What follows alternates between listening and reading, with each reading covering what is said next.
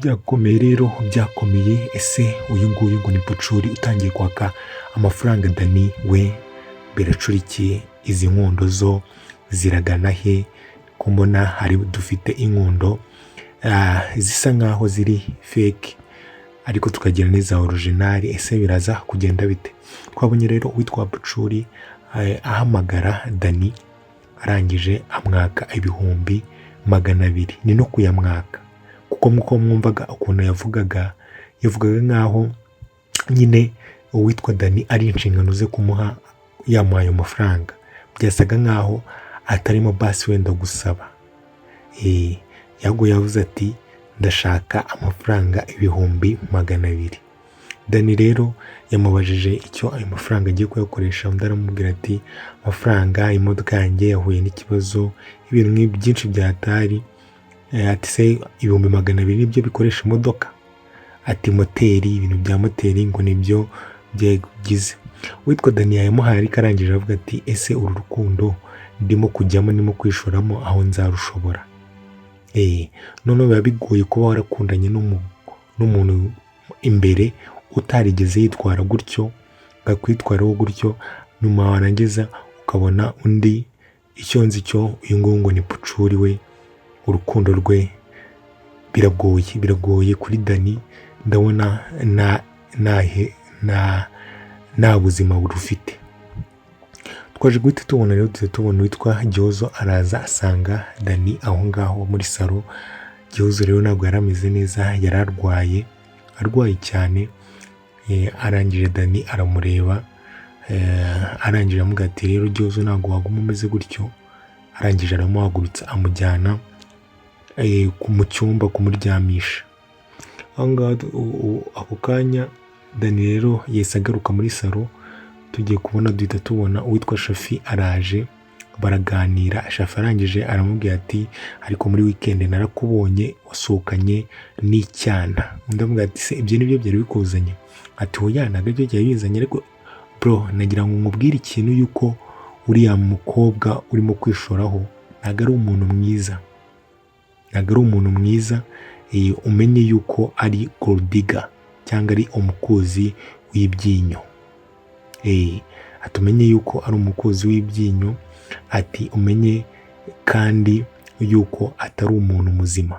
Mwibuke yuko yabimubwiye uwitwa Dani amaze koherereza uwitwa Pucuri 200,000, kuko nawe uri umuntu utekereza watekereza.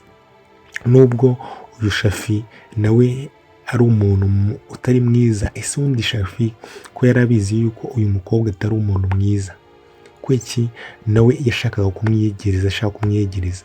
Bigaragara yuko Shafi nta rukundo yari afitiye uyu mukobwa, ahubwo icyo ashaka we ni ukugira ngo abone ahantu amenera, ku buryo biri bumworohere kugera ku witwa Cedric, cyane cyane ko yaba afite umukozi we. Rero yamubwiye arangije amubwira ati nyamara ukomeze witondere urebe uryo urimenge, nubwo utarimo kunyizera ariko byumve. Arangije witwa Dani, gusa Dani nawe yari yabitekerejeho kare, kuko ntabwo wabona umuntu mutaramurana n'iminsi akwaka amafaranga angana gutyo ngo nubitindeho. Umuntu mutarakundana nyine ngo binabe official, ibintu Kami atigeze akora. Mwibaze uyu mukobwa ngo ni muntu ki? Rero witwa rero Shafi yahise asohoka. Mu gusohoka twahise tubona witwa Shafi akubitana n'uwitwa Shalom rero yari yaje hano kureba witwa Gihozo, kuko Gihozo yari arwaye, ko yari amaze no kuvugana nawe kuri telefone amubwira ati nageze ahantu ngomba kuba nageze mu gipangu cy'iwanyu. Shafi rero yasohotse arangije arikanga, bigaragaza yuko Shafi ashobora kuba azi Shalom, cyangwa byakunda Shafi azi Shalom, kuko no mu bantu batumaga uwitwa Aria kuba yagirira nabi Shalom. Mwibuke ko Shafi ari mu ba mbere. Shafi yatumaga Aria, kuko Shafi nawe yari afite abatuma. Bivuga ko Shafi ari we watumaga Aria kugirira nabi witwa Shalom ndetse n'abandi bantu. nuko byaferinze Shafi akaba we yariyiziye noneho ngo abinjiremo. Shafi rero niyo mpamvu yikanze, ariko uwitwa Shalomo we ntabyo yari kumenya kuko ntago azi umuntu wamugendagaho. Yamusujanyije undi arakomeza. Ako kanya rero Dani yahise aza avuga, abona Shalomo, arangije abaza Shalomo ati Shalomo, kurimo kutugenderera amasaha urimo kujya hehe iri joro? Ndamubwira ati ngewe nari naje kureba Gihozo kuko yarambwiye ngo ararwaye. Ndamubwira ati rero ndagira ngo ndakwinginze, Gihozo no kurwara ushobora gusanga ari mwebwe murimo kumutesha umutwe. Ati kandi reka nkubwire, Gihozo ndamukunda kurusha abandi bantu bose, ni mushiki wanjye ariko ndamukunda kurusha abandi bantu bose. Nuramuka umugiriye nabi ubimenye yuko njye nawe iby'amarangamutima nzabishyira ku ruhande, tuzibarangura cyangwa tuzaserera, ntabwo noneho nakwemerera. Undi aramubwira ati rero kamubwire Dani, mubwize ukuri, uru rukundo mfite ni urwanyarwo. Ikindi uwo mukobwa turimo kuvugaho nshobora kuba nanamukunda kurusha mukuru we, kurusha Alice, ndamukunda cyane yuko Gihozo turimo kuvugaho aka kanya yanabariye ubuzima. Rero ugomba kubyuka unyumva, urukundo mfite ni urwanyarwo. Niyo mpamvu anagize n'ikibazo akambwira ngo ararwaye, nkahita nza nirukanka, nkahita nza kumureba. Ati rero uhumure, wumva utuze utekanye, njyewe nta kibi kingenza, njye narahindutse, sindi wa wundi wa kera uzi, njyewe ndi umwana mwiza, icyo mbashakira ni amahoro. Noneho cyane kuri Gihozo icyo mumushakira ni amahoro. Danaranye avuga ati okay, nk'umuntu w'umugabo atari kubyumva ibyo ngibyo bishyira mu mutwe, nibwo mvuga ati ntuzigere ubabaza mushiki wanjye. Aho ngaho twavuye turangiye twigarukira kuri couple isa nkaho rwose nayo iri mu marembera. Ubwo ni Tricia n'uwitwa Lucky arimo kubaza uwitwa Tricia amubwira ati ese ko nta mwanya urimo kuma muri ino minsi, ese bimeze bite? Ndamubwira ati ariko narabikubwiye. Ndamubwira ati ariko ugiye guharambwiye, ariko ni gute abantu bakundana bamara iminsi 3 n'itanu batavugana, muhamagara ukambwira ngo uri warushye, wari ufite akazi kenshi? Ubundi ibyo ntabwo bibaho. Iyo ibyo bintu byatangiye kuzamo gutyo, urukundo rwose ntabwo ruba ruhari.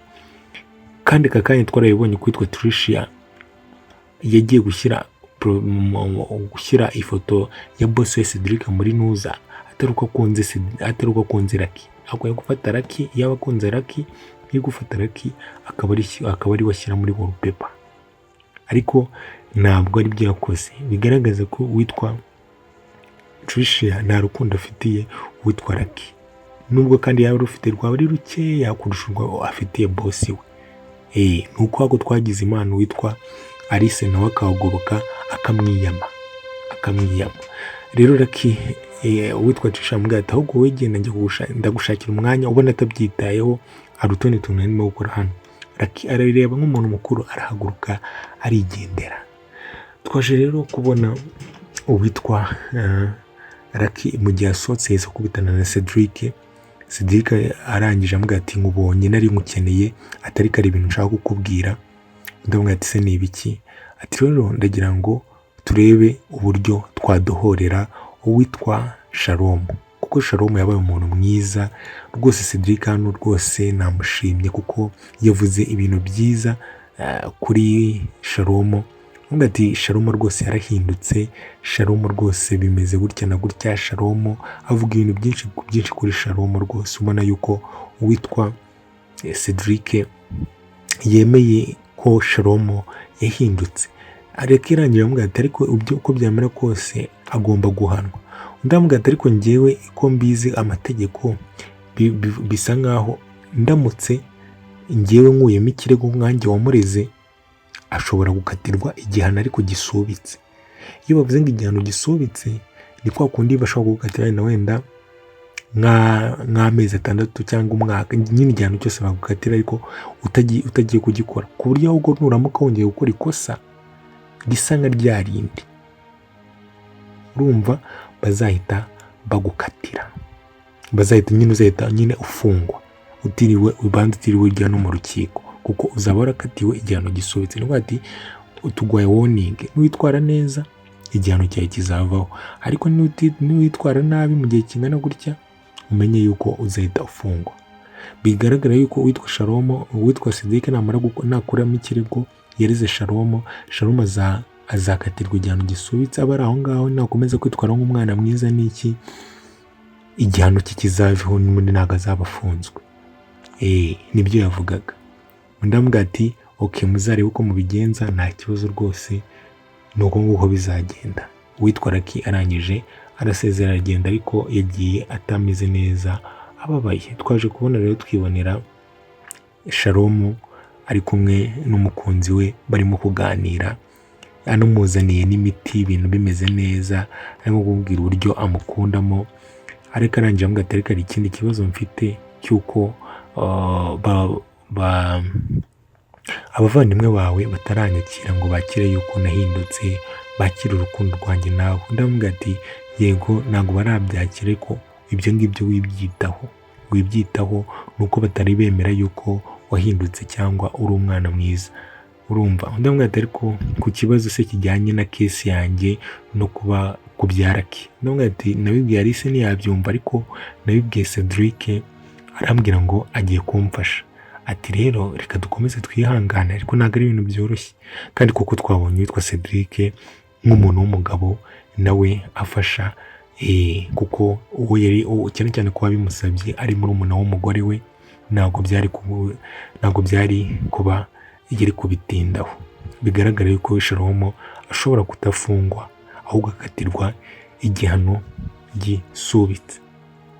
Twaje rero twibonera Shalomo avuga ati rero kankureke ugende uryame wumve umeze neza unaruhuke, umwe niyo miti nkuzaniye. Mu gusohoka rero Shalomo yakubitanye nanone na Alice. Alice arikanga. Ese Alice arimo kwikangira iki, bimeze bite? Ciao mukomeze mugire ibihe byiza, mbibuze gukanda subscribe ndetse munareba muri comment. Ciao mukomeze mugire ibihe byiza.